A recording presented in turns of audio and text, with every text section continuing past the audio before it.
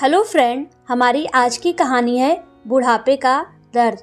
बेटा, जरा सी तबीयत ठीक नहीं लग रही है तो मुझे डॉक्टर के यहाँ दिखा ला। अब तो हाथ पैर भी काम नहीं करते हैं, शरीर में ढीलापन सा रहता है। बिमला जी ने अपने बेटे अंकित से कहा। अंकित तो अपने ऑफिस के काम में लगा था और लैपटॉप पर नजरें गड़ाए हुए था। अपनी माँ की बात सुनकर भी वो सुन नहीं रहा था। 5 मिनट तक बिमला जी उसकी ओर आशा भरी दृष्टि से देखती रही, पर उसने कोई जवाब नहीं दिया। तभी अंदर से अंकित की पत्नी मेघा बाहर आती है। ओहो, आप फिर से बाहर आ गई? आप अपने कमरे में अच्छे से बैठ नहीं सकती हैं क्या? बार बार आकर इन्हें परेशान करना जरूरी है क्या? यूँ तो कहेंगी कि हाथ पैर में दर्द है और यूँ दिन भर घर में घूमती रहेंगी। अब ये ऑफिस का काम करेंगे या आपकी सेवा में बैठे रहेंगे? ससुर जी तो हमारे लिए कोई खजाना नहीं छोड़कर गए हैं।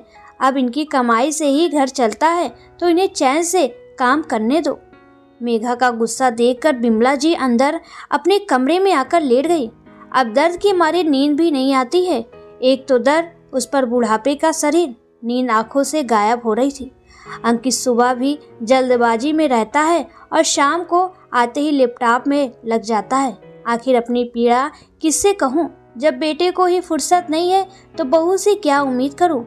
बिमला जी की आंखों के कोर गीले हो गए, शरीर भी साथ नहीं देता है और उनका बेटा भी उनसे दूर हो गया था।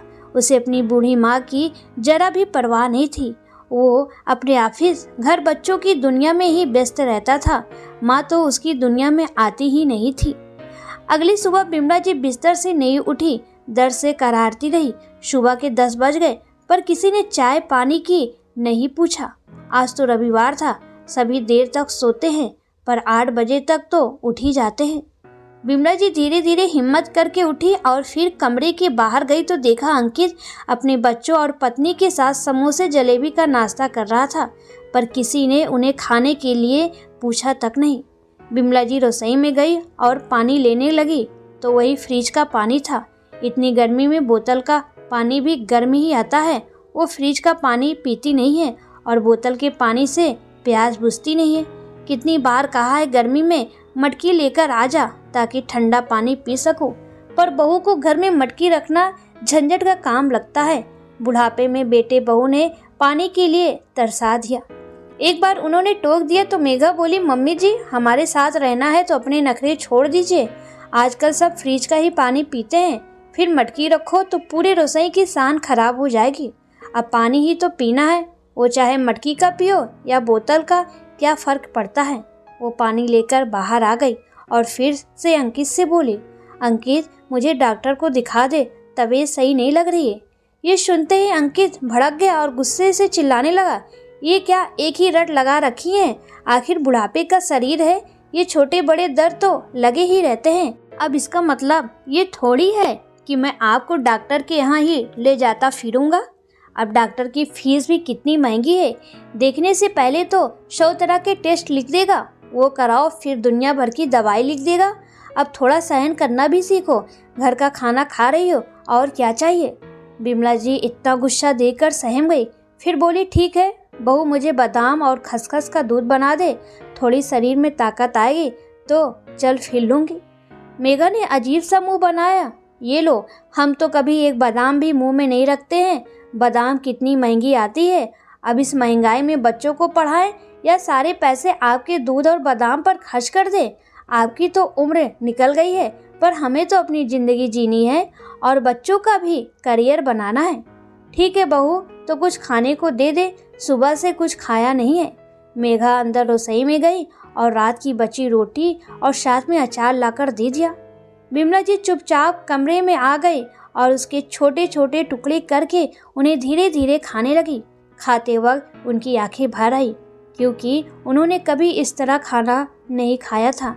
उनके पति की ठीक ठीक कमाई थी, वो कपड़ों और गहनों से ज़्यादा खाने पीने पर खर्च करती थी। उनका मानना था कि अच्छा खाएंगे तो शरीर चलेगा, गहने कपड़े तो रखे रहते हैं, पर शरीर तो हमेशा ही साथ चलता है। हमें सदैव अच्छा खाना चाहिए। बिमला जी हमेशा रस की सब्जी में रोटियों को चूर कर खाती थी, इससे उनका पेट अच्छे से भरता था। वो पति और 2 बच्चों के साथ आराम का जीवन जी रही थी। उनकी बड़ी बेटी रीवा कि शादी पास के ही शहर में की थी, पर उसके पति की नौकरी विदेश में लग गई तो वो वहाँ पर चली गई। बेटी की शादी के बाद बेटे की शादी की। मेघा यूँ तो देखने में सही लगती थी, पर उसका व्यवहार इतना बुरा होगा वो ये सोच भी नहीं सकती थी। मेघा जब भी बोलती कड़वा ही बोलती थी। वो सबके सिर पर सवार रहती थी और अपने ससुर जी को भी जवाब दे दिया करती थी। ससुर जी को अचानक लकवे का अटैक आया और वो दुनिया से चले गए। अपने पिता की मृत्यु पर रीवा विदेश से आई थी और माँ को साथ चलने को कहा था, पर बिमला जी ने मना कर दिया कि जब मेरे बेटे बहू हैं तो मैं बेटी के घर नहीं जाऊंगी, अब तो इन्हीं के साथ रहूंगी। बिमला जी ने सोचा था कि अपने ससुर जी को खोने के बाद मेघा में कोई बदलाव आएंगे, पर वो तो और भी ज़्यादा कड़वी हो गई। बेटे ने भी विधवा बूढ़ी माँ का दर्द नहीं समझा और बहू के बहकाए में आकर उन पर मानसिक अत्याचार करने लगा। एक दिन बिमला जी मंदिर में पूजा कर रही थी और उन्होंने ईश्वर को प्रसाद चढ़ा दिया। उन्हें भूख लग रही थी और बहू है कि खाने को नहीं दे रही थी। उन्होंने कटोरी में रखा प्रसाद खा लिया। उन्हें प्रसाद खाते देखकर मेघा ने कमरे में आते हुए देख लिया। ये देखते ही वो फिर से गुस्सा हो गई। मम्मी जी, आपको शर्म आनी चाहिए, आप तो प्रसाद ही चोरी करके खा रही हैं, तो और तो भी न जाने क्या क्या खाती होंगी। मुझे तो पता ही नहीं था, मैं तो आपको रसोई में ऐसे ही जाने देती थी, पर आज के बाद आप मेरी रसोई में कदम नहीं रखोगी और न ही भगवान के मंदिर में प्रसाद चढ़ाओगी। इतना अपमानित होने के बाद आज बिमला जी फूट फूट कर रोए। उनसे आजकल भूख सहन नहीं होती थी, हर थोड़ी देर में भूख लगती थी। जब बहू ने देर तक खाने को नहीं दिया तो उन्होंने प्रसाद खा लिया। इस तरह रोज के अपमान से वो परेशान हो चुकी थी, लेकिन उन्हें कुछ समझ नहीं आ रहा था, क्योंकि उन्हें तो रहना बेटे बहू के साथ था। मेघा उन्हें रसोई में खाना नहीं बनाने देती थी, पर बाहर के सारे काम वो करवाती थी। झाड़ू पोछा और बर्तन के साथ सब्जियां काटना, कपड़े सुखाना और कपड़े समेटना। अब इस उम्र में बिमला जी थक जाती थी और उतनी सफाई से काम नहीं कर पाती थी। जब वो पूरा काम कर लेती थी तब भी मेघा उन्हें ताने देते रहती थी। ज़्यादा काम करने की वजह से उनके हाथ पैरों में दर्द रहने लगा था, लेकिन दोनों बिमला जी की थोड़ी भी परवाह नहीं करते थे। उन्हें ढंग से खाना पीना नहीं मिल पाता था।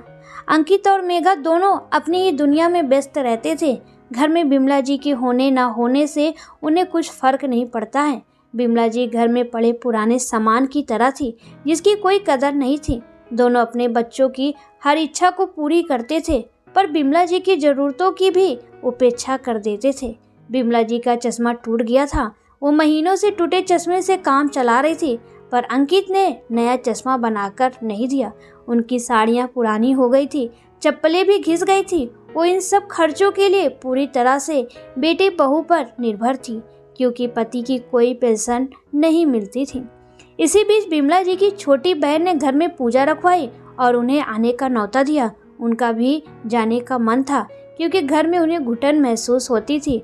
फ़ोन पर वो जब भी किसी से बात करती थी तो मेघा सामने खड़ी रहती थी और वो ज़्यादा देर तक बात नहीं कर पाती थी। रीवा के फ़ोन आने पर भी वो कुछ नहीं बोलती थी। रीवा से मिले हुए भी 3 साल हो गए थे। अब बहन ने बुलाया तो वो खुश हो गई, क्योंकि उनका भी अपनी बहन से मिलने का बड़ा मन था। अंकित ट्रेन के टिकट बनवा रहा था, तभी मेघा आ गई। अरे, एसी में टिकट बनवाने की क्या ज़रूरत है, स्लीपर में ही चली जाएंगी, पूजा में ही तो जाना है, बेकार ही खर्चा क्यों करना। अंकित ने भी स्लीपर में टिकट बनवा दिया। बिमला जी जब ट्रेन में बैठी तो उन्होंने चैन की सांस ली, वरना कितने महीनों से वो जेल की जिंदगी जी रही थी। ट्रेन से उतरी थी कि उनकी बहन का बेटा उन्हें लेने आ गया। इतना सम्मान पाकर वो बहुत खुश हुई। पूजा का घर था और रौनक भी थी। वहाँ जाकर सबसे मिली। जब छोटी बहन ने उन्हें गले लगाया तो वो फूट फूट कर रोने लगी, जैसे आज दिल का सारा गुब्बार ही निकल जाना था। शाम को घर में छोटी सी पूजा थी। पंडित जी ने पाठ कराया और सबने प्रसाद ग्रहण किया। थोड़ी देर बाद उनकी नज़र ऊपर उठी तो देखा सामने रीवा खड़ी थी। अपनी बेटी को सामने पाकर वो रोने लगी और उसे कसकर गले लगा लिया। मम्मी, अब मत रो, मैं आ गई हूँ और अब आपको मेरे साथ विदेश चलना ही होगा। मैं आपको यहाँ छोड़कर नहीं जा सकती हूँ। आप मुझसे जब भी बात करती थी तो पता लग जाता था कि आप खुश नहीं हो। मेरे लिए आपका खुश रहना बहुत ज़रूरी है, इसलिए मैं आपको लेने आई हूँ।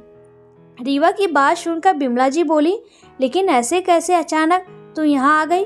अच्छा, तुझे भी मौसी ने बुलाया होगा? नहीं, मैंने मौसी को कहा था कि आप पूजा रखवाइए ताकि मम्मी यहाँ आ सके। मैंने आपका टिकट बनवा लिया है और अब आपको मेरे साथ में चलना है। मुझे सब पता है कि भैया भाभी आपके साथ कैसा व्यवहार कर रहे हैं। मैंने आस पड़ोस से मालूम किया है। क्या तू घर के आस पड़ोस में जाकर आ गई और घर नहीं आई? अंकित और मेघा से मिल तो लेती। नहीं मम्मी, मैं उन दोनों को कभी माफ़ नहीं कर पाऊंगी और मैं उन दोनों से मिलना भी नहीं चाहती हूँ। जिन्होंने मेरी मम्मी को इतनी तकलीफ़ दी, मैं उनका चेहरा भी देखना नहीं चाहती हूँ। तभी बिमला जी ने पूछा, तो मुझे घर से भी लेकर जा सकती थी, यहाँ मौसी के यहाँ बुलाने की क्या ज़रूरत थी? मम्मी, यहाँ मौसी की समाज में अच्छी जान पहचान है और इनके जेठ जी का बेटा वकील है। मैंने उनसे सारी बात कर ली है। भले ही पापा कुछ नहीं छोड़कर गए हों, पर वो घर छोड़कर गए हैं, पर आप ही अच्छे से नहीं रह रहे हो और ये घर तो आपके नाम पर ही है। आप घर की मालकिन हो, फिर भी आपके साथ गलत व्यवहार हो रहा है। लेकिन मैं क्या कर सकती हूँ? बिमला जी ने बोला। आप उन्हें घर खाली करने का नोटिस भेज सकती हैं, तभी दोनों की अक्ल ठिकाने आएगी, रीवा ने बोला। बिमला जी ने नोटिस पर साइन कर दिए और उन्हें घर खाली करने का नोटिस भेज दिया। नोटिस पाकर अंकित और मेघा के पैरों से जमीन सरक गई। ये देखो, तुम्हारी मम्मी पूजा में अपना भला करने गई हैं, चाहे बेटे बहू सड़क पर ही क्यों ना आ जाए। अब हम सामान और बच्चों को लेकर कहाँ जाएंगे? अच्छे भले हम यहाँ पर रह रहे थे। मेघा बरस पड़ी। अपनी मम्मी का ये रूप देखकर अंकित को हैरानी हुई और पछतावा भी। मम्मी ने कुछ गलत नहीं किया, हम ही उनके साथ गलत व्यवहार कर रहे थे। जब हमने गलत कर्म किए तो हम अच्छे की उम्मीद कैसे कर सकते हैं? हमें बुढ़ापे में उनका ध्यान रखना चाहिए था। मेघा, हमें ये घर खाली करना होगा। जब हमने मम्मी की जिम्मेदारी ढंग से नहीं निभाई तो हमारा उनकी जायदाद पर भी कोई हक नहीं बनता है। हमें यहाँ से जाना होगा। मम्मी को हमने कितना दुख दिया है, उनका कितना दिल दुखाया है, उन्होंने तभी ये कदम उठाया होगा। कुछ समय बाद बिमला जी घर पर अपनी बेटी रीवा के साथ आ गई। रीवा ने तो दोनों भाई भाभी से बात नहीं की। अंकित और मेघा ने घर खाली कर रहे थे। अब वो पछतावे की अग्नि में जल रहे थे। बहू, बुढ़ापा सबको आता है, तुझे भी आएगा। तूने जो कर्म किए हैं वो एक दिन पलटकर वापस आएंगे। ये सुनकर मेघा और अंकित की आंखें पछतावे से भर आई। बिमला जी घर बेचकर बेटे बहू से नाता तोड़कर हमेशा के लिए अपनी बेटी के साथ रहने के लिए विदेश चली गई। दोस्तों, माँ बच्चों को बड़े ही प्यार से पालती हैं, लेकिन बुढ़ापा आते ही बच्चों के लिए माँ बेकार हो जाती है और वो जाने अनजाने में उन्हें कष्ट देते रहते हैं। बच्चों को बुढ़ापे में माता पिता को खुश रखना चाहिए। दोस्तों, आपको ये कहानी कैसी लगी? प्लीज़ कमेंट में ज़रूर बताएं।